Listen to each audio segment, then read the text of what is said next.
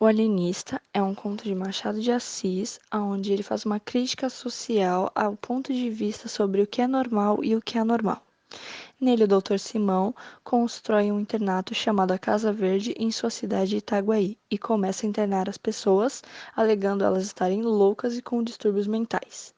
Porém, após certo tempo, os motivos das internações começam a se tornar ridículos, ao ponto dele ter prendido sua própria esposa por ela ter passado uma noite inteira sem decidir que roupa usaria em uma festa. Após um tempo, ele nota que os motivos de suas internações não eram plausíveis e solta todos os internos. Porém, novamente, ele se aprofunda em seu trabalho, cria uma nova teoria sobre a loucura e prende muitas pessoas novamente. Com basicamente 75% da população da cidade presa, ele novamente revê essa teoria e se vê errado mais uma vez. Assim, considerando que todos eram normais, menos ele, e se prendendo dentro da Casa Verde pelo resto de sua vida.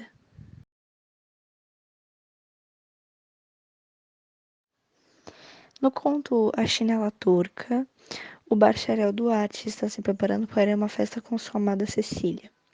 Porém, seu major chega repentinamente em sua casa lhe dizendo que escreveu um drama e quer lhe contar. Ele senta e começa a ver o major contar o conto e continua contando e continua contando. E após muito tempo, o bacharel Duarte é mergulhado em um pesadelo onde ele está dentro da história. A história que seu major está lhe contando, ele ouve e durante seu pesadelo acordado, ele se vê na situação que lhe é descrita, sendo uma crítica de até que ponto vivemos uma realidade ou uma fantasia.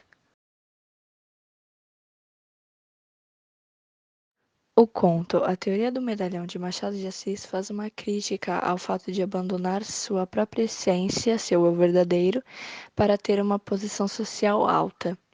Nele, um pai e um filho conversam após a comemoração de 21 anos do filho, onde o pai começa a criar uma teoria de como seu filho pode se tornar o medalhão, ou seja, uma pessoa de alta classe e rica.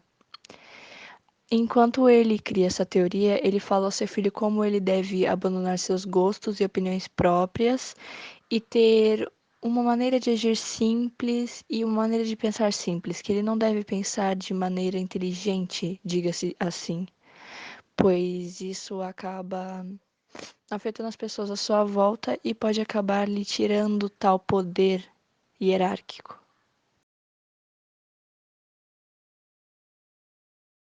O conto na Arca critica a ganância do ser humano, mostrando em forma de versículos bíblicos e usando o personagem Noé e seus 3 filhos para esse conto.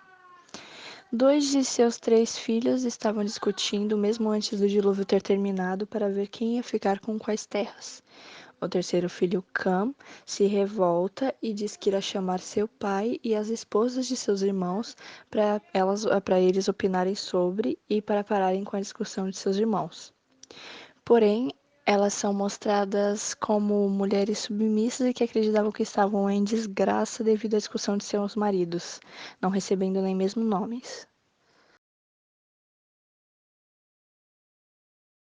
O conto Dona Benedita é uma crítica ao governo da época, pois Dona Benedita é mostrada como uma mulher muito indecisa que não sabe se faz ou não faz as coisas, e fica adiando, e quanto mais adia, mais as coisas se complicam, fazendo uma referência ao modelo de governo da época que fazia a mesma coisa. No conto O Segredo de Bonzo, os personagens Mendes e Diogo são levados até o Bonzo, que lhes resume sua doutrina, onde uma coisa pode existir na realidade sem existir na opinião, assim como ela pode existir na opinião sem existir na realidade. E o conto mostra vários exemplos disso, como os de várias pessoas que acreditavam ter uma doença que tornava seus narizes feios, e um rapaz lhe disse que arrancaria seus narizes e que lhes colocaria um outro. E esse nariz não seria visto pelos sentidos humanos nem sentido. Então, as pessoas acreditam felizes que estão com narizes novos, enquanto apenas estão sem seus narizes.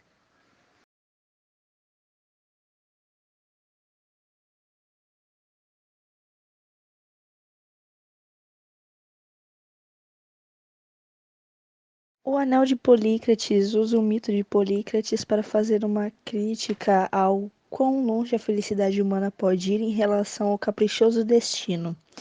Nele, Polícrates, um governante grego muito astuto, cruel e rígido, conquista várias riquezas e muito poder, e tem alianças com muitos reinos. Porém, um colega seu, faraó do Egito, lhe informou que isso poderia causar inveja aos moradores do Olimpo, e lhe disse para sacrificar o que era seu bem mais precioso.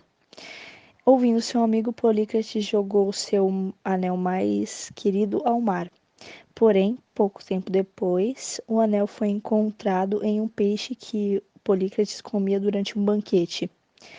Ele foi feliz contar a seu amigo sobre isso, porém o faraó interpretou isso como um mau sinal e desfez sua aliança com o governante grego. O faraó estava certo. Pouco depois, Polícrates foi morto e traído por seus próprios comandantes. Fazendo uma crítica ao estilo de vida e comportamento da sociedade, o conto O Empréstimo fala sobre Vaz Nunes, um moço muito bem-sucedido, já viúvo e sem herdeiros, que nunca se deixa ir pelas aparências e é conhecido por ser bem honesto. Enquanto isso, um homem chamado Custódio, sem dinheiro e mal vestido, encontra ele e diz-lhe conhecer.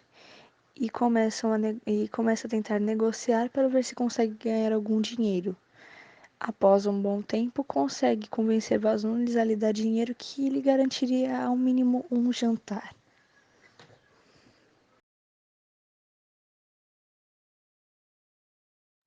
O conto A Sereníssima República começa com uma notícia sobre uma descoberta científica feita em outro país. Neste conto, Machado questiona e critica em relação aos governantes e às pessoas no Brasil, que não se posicionam sobre descobertas nacionais, porém se posicionam por descobertas internacionais. Após um tempo, é descoberto que esse artigo científico era errôneo e não era uma descoberta de verdade, fazendo assim ainda uma crítica, pois o nacional era verdadeiro e o internacional não, e ainda assim o internacional era mais valorizado. No conto O Espelho, em uma reunião de 4 amigos, um deles começa a contar sobre um ocorrido de sua vida quando teve 25 anos. Aos 25 anos, Jacobino, o senhor que conta a história, foi nomeado alferes e foi tratado com mimos e muito prestígio por sua família, sempre sendo chamado de alferes. Após um tempo, ele foi ficar no sítio de sua tia e após uma corrida, sua tia teve que se ausentar algum tempo da casa. No quarto de Jacobino havia um espelho. Para não se sentir sozinho após um tempo, ele começou a se encarar no espelho, porém apenas via sua forma embaçada. E apenas ao colocar sua farda de alferes, ele via-se com a forma nítida. Esse conto faz uma crítica a como a sociedade prestigia mais a alma exterior, sua aparência, sua maneira de agir, do que sua alma interior, sua verdadeira essência. No conto Uma Visita de Alcibíades, um desembargador, após sair ao trabalho, lê uma carta ou revista que contém um artigo dizendo sobre como Alcibíades, um governante grego, ficaria surpreso ao ver como tudo mudou desde sua época, principalmente as roupas. Após isso, o desembargador, curioso, acaba de certa maneira invocando Alcibíades, não só como fantasma, mas como carne e osso e começa a lhe contar sobre todas as coisas que aconteceram desde sua época, como tudo mudou, acontecimentos históricos e outras coisas. Alcibíades fica surpreso ao ver que toda a maneira grega foi esquecida e os deuses do Olimpo foram deixados de lado para crer em outra coisa. Após um tempo de conversa, o desembargador, a fim de fugir de seu anfitrião, inventa que tem um baile a ir, porém Alcibíades diz que irá acompanhá-lo. O desembargador diz que Alcibiades não poderá ir com ele devido às suas roupas. Então Alcibiades sugere que ele lhe empreste roupas. O desembargador concorda e lhe mostra algumas roupas e as empresta. Alcibiades fica muito assustado com os canos longos e fechados, como ele chamou as calças, e os canos abertos, como ele chamou as blusas. Todos em tons escuros, ele critica dizendo que aquela época devia ser muito melancólica, pois em sua época todos usavam cores claras e vivas. Eles viviam. Após o desembargador terminar de se vestir, Alcibiades cai no chão morto.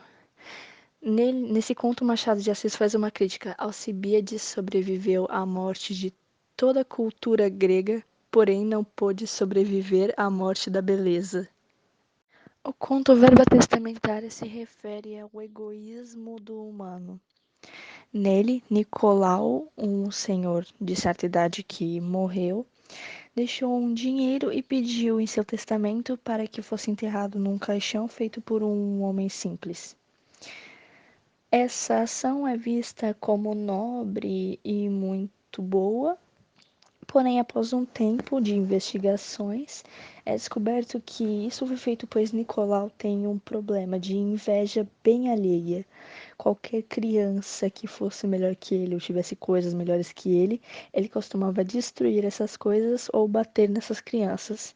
Isso não durou apenas pela infância, mas também pela idade adulta. Seu cunhado, um médico, chegou até mesmo a fazer ficá-lo isolado em um lugar onde sua autoestima era estimulada por notícias ruins, falsas, colocadas em jornais inexistentes, que eram feitos apenas para ele. Neste livro, Papéis Avulsos, Machado de Assis faz contos curtos e simples que são apresentados de maneira um pouco mais complexa para fazer críticas às maneiras como a sociedade age em relação a tudo e a todos.